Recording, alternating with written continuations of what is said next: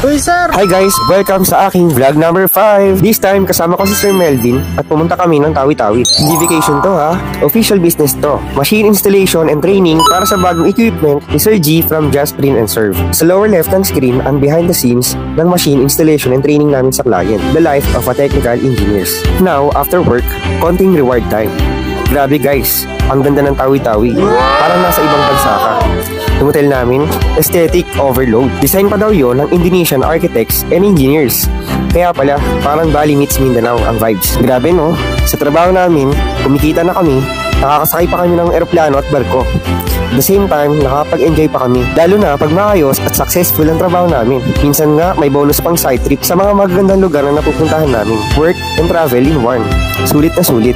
Hindi lahat ng trabaho may ganitong perks. Yung makapag-travel ng libre, makapunta sa iba't ibang lugar, gaya dito sa Tawi-Tawi. Hindi lang basta-basta lugar ha. Beach with white sand and crystal blue waters. Ang ganda talaga ng Pilipinas. Promise. At dahil nasa dulo na tayo ng bansa, tanaw mo na pati mga vessel ships ng China.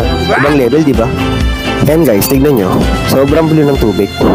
Tapos ayun, pag sinom natin yung camera, makikita nyo na talaga yung vessel ng China. Ayan oh. Pero vessel yan ng mga items for trading. Kaya huwag kayo matakot guys. So yun na nga. It's time for fun. Dahil beach is life, sabi ko kay Sir Melvin, tara, dive tayo. Pero ayaw niya. Natatakot daw siya kasi malalim. Ako naman, feeling pro, tumalo na agad. But wait, low tide pala. Walang tubig mga besh. Parang naligo lang ako sa badka. Ayun, twist ending, napilay ako.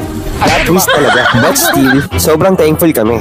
Ang daming food na inihindan ni client. Parang fiesta. From seafood to local delicacies. Sulit ang bawat kagat. So yun lang guys, mission accomplished. Tawi-Tawi unlocked. Napilay pero nabusog.